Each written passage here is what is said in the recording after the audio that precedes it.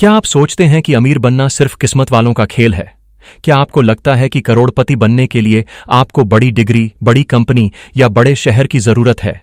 तो ये वीडियो आपकी सोच को हिला देगा, क्योंकि आज हम बात कर रहे हैं एक ऐसे फार्मूले की जो कहता है कम रिस्क लो लेकिन बड़ा सोचो और अमीरी आपकी तरफ खींची चली आएगी। यह कोई थ्योरी नहीं, बल्कि उसी व्यक्ति की कहानी है जिसने इस सोच से अरबों कमाए, और अब वो सोच आपकी हो सकती है। नमस्ते दोस्तों, स्वागत है आपका माइंड फ्यूल समरी में, जहां हम आपके लिए लाते हैं दुनिया की सबसे जबरदस्त और जिंदगी बदलने वाली किताबों का सार, हिंदी में दिल से। आज हम बात कर रहे हैं उस किताब की जिसने हजारों भारतीयों की सोच बदल दी है, द धंधो इन्वेस्टर बाय मोहनिश पबराई। ये सिर्फ निवेश की गाइड नहीं, ये है एक रोड मैप हर उस इंसान के लिए जो लाइफ में बड़ा करना चाहता है, सुरक्षित तरीके से, समझदारी से। तो चलिए शुरू करते हैं इस जबरदस्त सफर को, पूरा ध्यान, गहराई और जुनून के साथ। धंधो यानी व्यापार, पर यह व्यापार सिर्फ पैसा कमाने का नहीं, पैसा बचाने और जोखिम घटाने की कला है। मोनिश पबराई ने जब अमेरिका के मोटेल बिजनेस में पटेल समुदाय की रणनीति को देखा तो वो हैरान रह गए। बिना ज्यादा पैसे, बिना अंग्रेजी, बिना एमबीए, उन्होंने करोड़ों का बिजनेस खड़ा कर दिया। कैसे? उन्होंने ऐसे बिजनेस चुने जो सिंपल, प्रेडिक्टेबल और लो रिस्क हों। उन्होंने रिस्क को इतना घटाया कि नुकसान लगभग असंभव हो जाए, और सबसे जरूरी, उन्होंने पेशेंस रखी। पबराई ने इसे अपनी निवेश रणनीति में बदला और इसे नाम दिया धंधो इन्वेस्टिंग। धंधो की यह सोच कहती है, अगर आप जमीन से जुड़े हो, अगर आप समझदारी से सोचते हो और अगर आप भावनाओं के बजाय लॉजिक से निर्णय लेते हो, तो आप भी वही कर सकते हो जो अरबपति निवेशकों ने किया है। मोनिश पबराई के निवेश के तरीके को समझने के लिए सबसे पहले हमें उनके मानसिकता की गहराई में जाना होगा। पबराई का मानना है कि निवेश का सबसे अहम पहलू यह है कि आप कितनी कम रिस्क के साथ ज्यादा फायदा कमा सकते हैं। इस सोच को उन्होंने पूरी तरह से अपनाया और खुद को एक ऐसी शैली में ढाला जो उन्हें किसी और से अलग करता है। पबराई का निवेश करना हमेशा से एक खास तरीका था, जिसमें वह कम से कम जोखिम उठाते हुए हाई रिटर्न की तलाश करते थे। उनका तरीका सरल था लेकिन असरदार। उनका मानना था कि किसी भी निवेश में सबसे महत्वपूर्ण बात यह है कि आप उस निवेश के बारे में पूरी जानकारी और समझ रखते हों, ताकि आप सही फैसले ले सकें। उन्होंने हमेशा वही निवेश किया जो वे समझते थे, और वही कंपनियां चुनी जो उन्हें सस्ती कीमतों पर मिल रही थीं। यही उनके सफलता का राज था। पबराई की यह सोच बहुत हद तक वॉरेन बफेट के सिद्धांतों से मेल खाती है, जिनका कहना था कि आपको ऐसे बिजनेस में निवेश करना चाहिए जिनके बारे में आपको पूरी समझ हो। पबराई ने इस सिद्धांत को अपनाया और खुद को ऐसे निवेशकों में शामिल किया जो सीधे तौर पर समझते थे कि वे किस में पैसे लगा रहे हैं। उन्होंने अपनी पूरी यात्रा में यही सीखा कि अगर आप किसी चीज के बारे में पूरी जानकारी रखते हैं तो आपका रिस्क बहुत कम होता है। यह वही तरीका था जिसने पबराई को सफलता की ऊंचाइयों तक पहुंचाया। उन्होंने सिर्फ उन कंपनियों में निवेश किया जो उन्हें सस्ती कीमतों पर मिल रही थीं और जिनमें किसी प्रकार की कोई गंभीर परेशानी नहीं थी।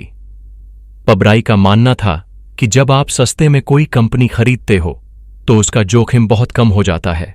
इसी वजह से पबराई ने अपने निवेश की शुरुआत ऐसी कंपनियों से की थी जो सही दाम पर बेची जा रही थीं और उनमें कोई भी बड़े बदलाव की संभावना नहीं थी। उनका एक ही मंत्र था, रिस्क जितना कम हो उतना अच्छा, और यही उनका एक मुख्य निवेश सिद्धांत था जो उन्हें आगे बढ़ाने में मदद करता रहा। पबराई का मानना था कि धंधो सोच को अपनाकर और उसे अपने जीवन में उतारकर ही कोई भी इंसान अपने पैसे को सही तरीके से बढ़ा सकता है। इस सोच में सबसे अहम बात यह है कि आप ऐसे अवसरों को पहचान सकें जहां रिस्क कम हो लेकिन मुनाफा ज्यादा हो, और यही वह चीज थी जो पबराई ने अपने निवेश के तरीके में लागू की।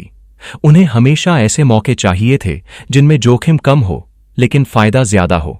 उन्होंने एक नई तरह की सोच अपनाई जो बाकी लोगों से बिल्कुल अलग थी। पबराई के अनुसार जब आप धंधो सोच अपनाते हो तो आपके लिए जोखिम को कम करना और अपने निवेश में सही प्रकार के बदलाव लाना बहुत आसान हो जाता है। पबराई के लिए निवेश एक रणनीति थी जिसमें उन्होंने हर निर्णय को समझ कर लिया, और यह समझने की बात थी कि किस निवेश में कितना रिस्क है और उस रिस्क के बावजूद कितना रिटर्न मिलने की संभावना है। यही कारण था कि उन्होंने कभी भी ऐसे निवेश में पैसा नहीं लगाया जो उन्हें पूरी तरह से समझ में नहीं आता था। यह सीधा और सरल तरीका था, लेकिन यह इतना प्रभावी था कि इसी वजह से पबराई ने अपनी कंपनी को करोड़ों डॉलर का साम्राज्य बना दिया। उन्होंने कभी भी घबराहट में आकर निवेश नहीं किया, बल्कि हमेशा संतुलित और सटीक तरीके से निवेश किया। उन्होंने यह सुनिश्चित किया कि उनका प्रत्येक निवेश एक सोचा समझा निर्णय हो। यह तरीका केवल निवेश के बारे में नहीं था, बल्कि जीवन के बारे में भी था।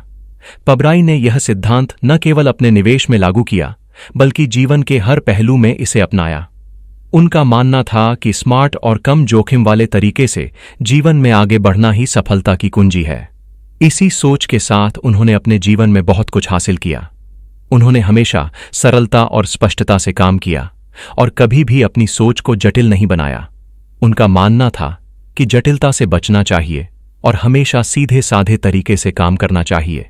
उनकी सोच में सबसे महत्वपूर्ण बात यह थी कि उन्होंने रिस्क को पहचानने और कम करने का तरीका अपनाया, और यही वजह थी कि उनका निवेश हमेशा सुरक्षित रहा और उन्होंने हमेशा उच्चतम रिटर्न हासिल किया। उन्होंने अपने निवेश को कभी भी भावनाओं से प्रभावित नहीं होने दिया। यह सब कुछ पबराई की रणनीतिक सोच के कारण ही संभव हो पाया। उन्होंने हमेशा यह सुनिश्चित किया कि उनका प्रत्येक निवेश पूरी तरह से समझदारी से लिया जाए। यही कारण है कि पबराई के निवेश में कभी भी ज्यादा जोखिम नहीं था और उनका फायदा हमेशा बड़ा था। पबराई ने वॉरेन बफेट की तरह ही अपने निवेश को इतने साधारण तरीके से किया कि उसकी सफलता किसी भी निवेशक के लिए प्रेरणा का स्रोत बन गई। इस पूरी प्रक्रिया को अपनाने में कोई जटिलता नहीं थी, लेकिन इसके लिए एक गहरी समझ और सही मानसिकता की जरूरत थी।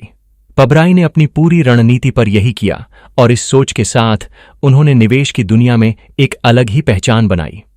इस तरह मोनिश पबराई ने हमें यह सिखाया कि किसी भी निवेश को करते समय यदि हम अपनी सोच को सरल और साफ रखें तो हम बड़े मुनाफे की ओर बढ़ सकते हैं। कम जोखिम, उच्च रिटर्न का सिद्धांत अपनाकर हम किसी भी निवेश में सफलता प्राप्त कर सकते हैं। पबराई की यह निवेश की सोच आज भी हजारों निवेशकों के लिए एक प्रेरणा बन चुकी है। उन्होंने हमें यह सिखाया कि कैसे निवेश की दुनिया में कदम रखते हुए हम सोच समझकर, बिना घबराए और सही निर्णय लेकर अपने वित्तीय लक्ष्यों को प्राप्त कर सकते हैं। मोनिश पबराई की निवेश की यात्रा का सबसे दिलचस्प और प्रेरणादायक पहलू यह है कि उन्होंने वॉरेन बफेट जैसे लीजेंडरी निवेशक की रणनीतियों को सिर्फ पढ़ा नहीं, बल्कि पूरी ईमानदारी और अनुशासन के साथ अपनाया। पबराई ने हमेशा यह स्वीकार किया कि उनके अधिकांश निवेश सिद्धांत बफेट से प्रेरित हैं, लेकिन फर्क इस बात का था कि उन्होंने इस प्रेरणा को केवल विचारों तक सीमित नहीं रखा, बल्कि उसे अपने हर निर्णय में लागू किया। उन्होंने वॉरेन बफेट की 1950-60s की निवेश शैली को इतने विस्तार से समझा कि एक बार उन्होंने यह तक कहा कि मेरा दिमाग अब बफेट जैसा सोचता है। यह सिर्फ अंधानुकरण नहीं था, यह था गहराई से आत्मसात करना। उन्होंने बफेट की पुरानी चिट्ठियों को बार बार पढ़ा, उनके पुराने निवेशों का विश्लेषण किया और समझा कि वे किन हालातों में कैसे निर्णय लेते थे। पबराई का मानना था कि बफेट की सबसे बड़ी ताकत यह थी कि वे किसी भी बिजनेस की इंट्रिंसिक वैल्यू को बेहद सटीकता से समझते थे, और जब भी उन्हें किसी कंपनी का भाव उसकी आंतरिक कीमत से बहुत कम लगता तो वे बिना झिझक उसमें निवेश करते। पबराई ने भी यही तरीका अपनाया। उन्होंने बिजनेस को गहराई से पढ़ना शुरू किया, उसके cash flow, balance sheet, management quality और इंडस्ट्री पोजीशन को समझा और तभी निवेश का निर्णय लिया। उन्होंने सीखा कि बाजार की भावनाओं से प्रभावित होकर कभी भी निवेश नहीं करना चाहिए।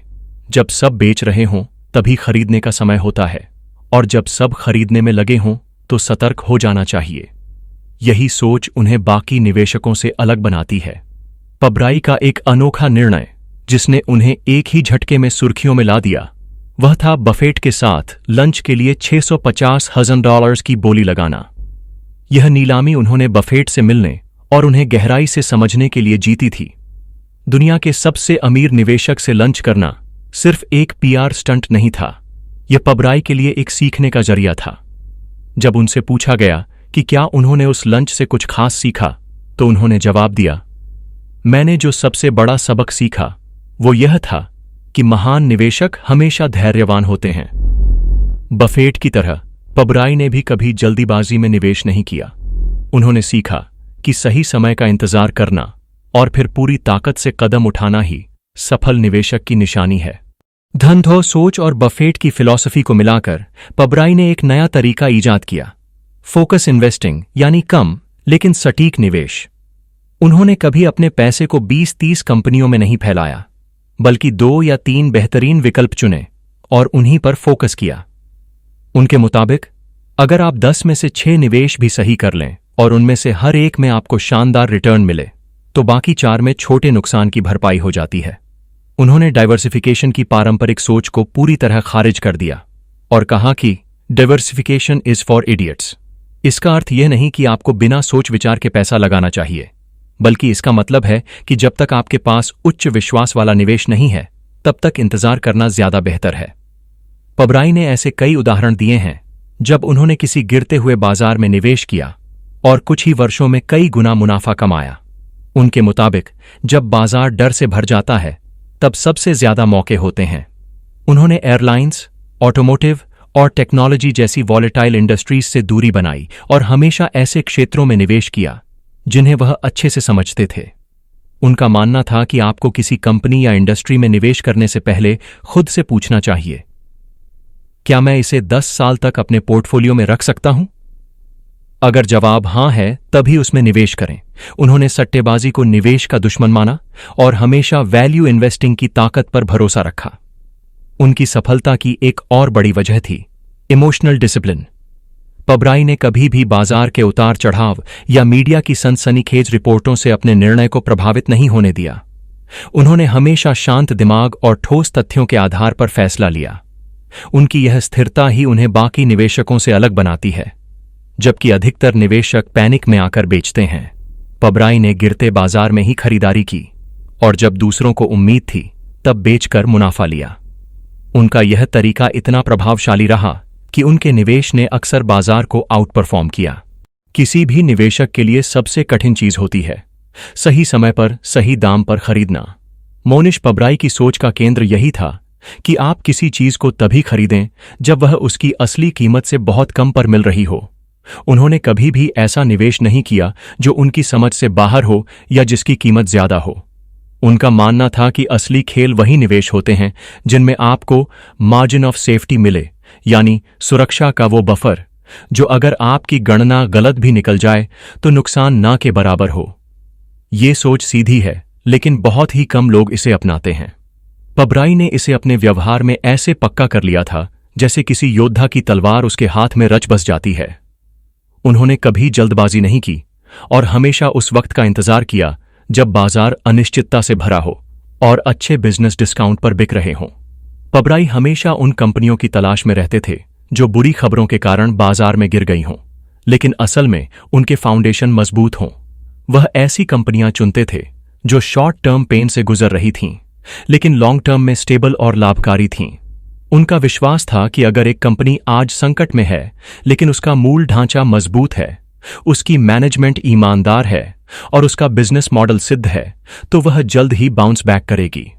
उन्होंने बार बार ऐसा किया, ऐसी कंपनियों में निवेश किया जिन्हें बाजार ने अस्थायी रूप से छोड़ दिया था, और फिर समय के साथ उन्होंने कई गुना रिटर्न कमाया।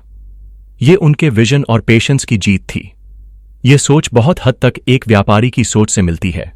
धंधों करने वाला व्यक्ति हमेशा खरीदते समय कीमत को लेकर बहुत सतर्क होता है। वह तभी खरीदता है जब उसे यकीन हो कि यह सौदा उसके हक में है। पबराई ने भी यही तरीका अपनाया। वे किसी कंपनी को ऐसे देखते जैसे कोई व्यापारी दुकान या फैक्ट्री खरीद रहा हो। अगर दुकान घाटे में चल रही है लेकिन उसकी लोकेशन अच्छी है, ग्राहक लौट कर आते हैं और सिस्टम ठीक है, तो एक अच्छा व्यापारी उस पर पैसा लगाएगा। वही धंधो सोच निवेश की दुनिया में लागू होती है। पबराई ने शेयर को सिर्फ कागज का टुकड़ा नहीं समझा, बल्कि पूरे व्यापार का हिस्सा समझा। यही वजह थी कि उन्होंने जब भी निवेश किया तो वह सिर्फ मूल्य के लिए नहीं, बल्कि उस व्यापार के फ्यूचर के लिए था। उन्होंने यह भी बताया कि किसी बिजनेस की असली कीमत केवल उसके आंकड़ों से नहीं जानी जा सकती। आपको उसके पीछे के इंसानों को, उनकी सोच को और उनके फैसलों की दिशा को समझना पड़ता है। उन्होंने हमेशा मैनेजमेंट की इंटीग्रिटी को सबसे ज्यादा महत्व दिया। उनका मानना था कि आप कितना भी अच्छा बिजनेस खरीद लें, लेकिन अगर उसे चलाने वाले लोग लालची या गैर जिम्मेदार हैं, तो अंत में वो बिजनेस डूब ही जाएगा।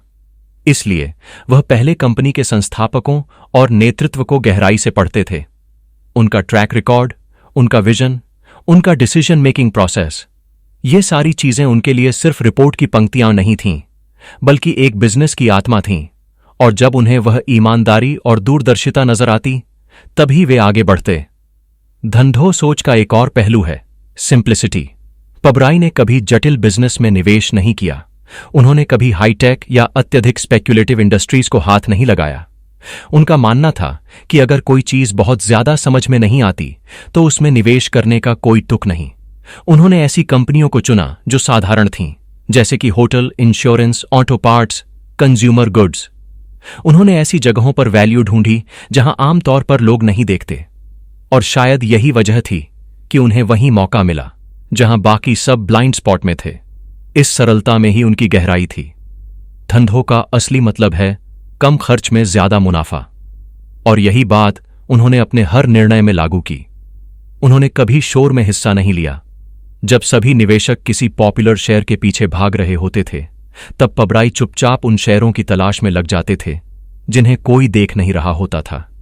वे जानते थे कि जो आज जमीन पर है वही कल आसमान छू सकता है, बशर्ते उसकी नींव मजबूत हो। उनका नजरिया बाजार से हटकर था, क्योंकि उन्होंने हमेशा लंबी दूरी की दौड़ को चुना। उन्होंने कभी दिन दो दिन के उतार चढ़ाव को अपने दिमाग में नहीं बैठने दिया। उनके लिए हर निवेश एक गहरी रिसर्च और लंबी सोच का नतीजा होता था, न कि किसी टिप्स या ट्रेंड का असर। मोनिश पबराई की पूरी निवेश यात्रा इस बात का प्रमाण है कि जब दुनिया जटिलता की ओर भागती है, तब सादगी ही सबसे ताकतवर हथियार बन जाती है। उन्होंने बार बार इस बात को दोहराया कि निवेश की दुनिया में सफलता किसी जटिल गणित या हाई-फाई तकनीकों से नहीं आती, बल्कि वो आती है एक सीधी, साफ और समझदारी भरी सोच से। जब हम चीजों को जितना सरल बनाते हैं, हमारा ध्यान उतना ही केंद्रित होता है और हमारे निर्णय उतने ही सटीक होते हैं। पबराई ने कभी यह दिखाने की कोशिश नहीं की कि वह किसी रहस्यमयी फॉर्मूले से अमीर बने हैं। उन्होंने खुलकर कहा कि उन्होंने बस सफल निवेशकों की नकल की, खासकर वॉरेन बफेट की, और उस नकल में भी उन्होंने पूरी सच्चाई, अनुशासन और धैर्य दिखाया। उन्होंने वही किया जो पहले से सिद्ध हो चुका था, और इसी में उनकी विनम्रता भी दिखती है और बुद्धिमत्ता भी। जब एक निवेशक के पास विकल्पों की भरमार होती है तो ज्यादातर लोग भ्रमित हो जाते हैं, लेकिन पबराई ने इस भीड़ में भी स्पष्टता बनाए रखी। उन्होंने सैकड़ों कंपनियों को देखने के बजाय सिर्फ उन गिनी चुनी कंपनियों पर ध्यान केंद्रित किया जिनकी कहानी उन्हें समझ आती थी। उन्होंने कभी भी खुद को स्मार्ट साबित करने के लिए अनजानी कंपनियों में निवेश नहीं किया। उन्हें पता था कि यह गेम कितना जानता हूं का नहीं है, बल्कि जो जानता हूं उसमें कितना भरोसा है, इसका है। उन्होंने बार बार इस बात को सिद्ध किया कि अगर आप सिर्फ उन्हीं क्षेत्रों में निवेश करते हो जिन्हें आप पूरी तरह समझते हो, तो आपकी गलतियों की संभावना बेहद कम हो जाती है। उन्होंने अपने ज्ञान को सीमित रखा, लेकिन गहरा किया, और यही गहराई उन्हें आम निवेशकों से अलग बनाती है। पबराई की सोच में एक बात और थी जो उन्हें भीड़ से अलग करती थी, और वो थी उनका एटीट्यूड टुवर्ड्स मिस्टेक्स। उन्होंने कभी भी अपनी गलती से भागने की कोशिश नहीं की। जब कोई निवेश गलत साबित हुआ तो उन्होंने उसे स्वीकारा, समझा और आगे के निर्णयों में उसका उपयोग किया। यही एक सच्चे निवेशक की निशानी होती है। उन्होंने कहा कि अगर आप सीखने के लिए तैयार हो तो नुकसान भी आपको अमीर बना सकता है, क्योंकि हर नुकसान में एक सबक छिपा होता है जो भविष्य के लाखों बचा सकता है। उन्होंने कभी भी एक गलती को अपनी ईगो का हिस्सा नहीं बनने दिया। उन्होंने उसे अनुभव बनाया। यही परिपक्वता उन्हें मानसिक रूप से सबसे मजबूत बनाती थी। उन्होंने यह भी बताया कि निवेश में गलतियां होना तय है, लेकिन अगर आप मार्जिन ऑफ सेफ्टी के साथ चलते हो तो वो गलतियां कभी घातक नहीं बनती।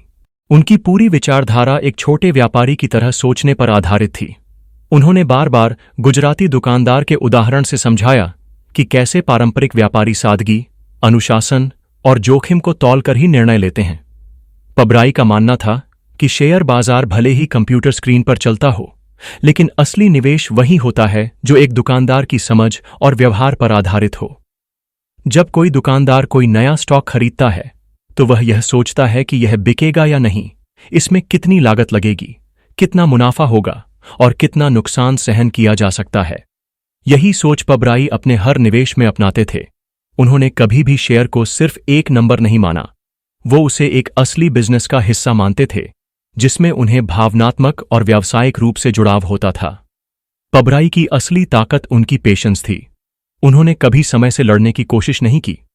वे जानते थे कि बाजार हमेशा अवसर देगा, बस जरूरत है इंतजार करने की। जब अन्य लोग बेचैनी में निवेश करते थे, तब पबराई शांति से इंतजार करते थे। उन्होंने कई बार साल दर साल बिना कोई बड़ा निवेश किए बिताया, लेकिन जैसे ही उन्हें एक सटीक अवसर मिला, वे पूरी ताकत से उसमें कूद पड़े। यह उनका सबसे बड़ा निवेश कौशल था कि वे उस भीड़ से अलग चल सकते थे जो हर समय कुछ न कुछ करना चाहती है।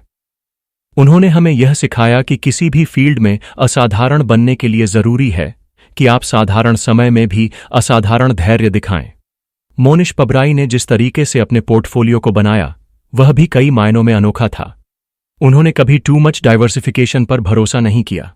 उनके अनुसार जब आप बहुत सारी कंपनियों में थोड़ा थोड़ा निवेश करते हो, तो आप किसी भी एक की सफलता का पूरा लाभ नहीं ले पाते। उन्होंने अपने पोर्टफोलियो को लिमिटेड रखा, कुछ ही चुनिंदा कंपनियां जिन पर उन्हें पूरा भरोसा था। उन्होंने कहा कि अगर आप एक बढ़िया सौदा ढूंढते हो तो उसमें थोड़ा पैसा लगाने से अच्छा है कि उसमें जितना संभव हो उतना डालो, बशर्ते आपने पूरी रिसर्च की हो। यह विचार बोल्ड था, लेकिन यही बोल्डनेस ही तो सफल निवेशक की पहचान होती है। उन्होंने कैलकुलेटेड बेट्स लिए, और जब लिए तो पूरी नीयत और रणनीति के साथ। निवेश की दुनिया में सबसे बड़ा भ्रम यही है कि जितना ज्यादा जोखिम उतना ज्यादा मुनाफा। लेकिन मोनिश पबराई की सोच इस सामान्य धारणा से बिल्कुल अलग थी। उन्होंने हमेशा यह समझाने की कोशिश की कि महान निवेश वही होता है जिसमें मुनाफा ज्यादा हो लेकिन जोखिम बेहद कम हो। यह सुनने में विरोधाभास जैसा लगता है, लेकिन यही उनका कमाल था।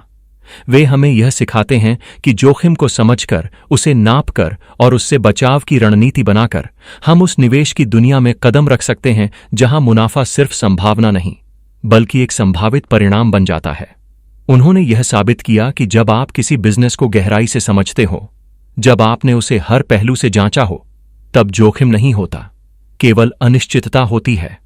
और उस अनिश्चितता को धैर्य और विवेक से जीतना ही असली निवेशक की पहचान होती है।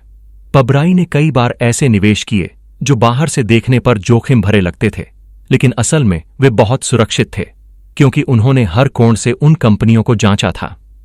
उदाहरण के तौर पर, उन्होंने संकट में फंसी कंपनियों के स्टॉक्स खरीदे जिनका बाजार भाव गिर चुका था, लेकिन जिनका बिजनेस मॉडल अभी भी स्थिर था। उन्होंने दिखाया कि जब सब डर के मारे बेच रहे हों, तो वही समय सबसे ज्यादा सुरक्षित होता है अगर आपने अपना होमवर्क ठीक से किया हो। उन्होंने रिस्क को एक संख्यात्मक चीज नहीं बल्कि एक मानसिक स्थिति माना, और जब कोई निवेशक मानसिक रूप से स्थिर होता है, तभी वह रिस्क को नियंत्रित कर सकता है।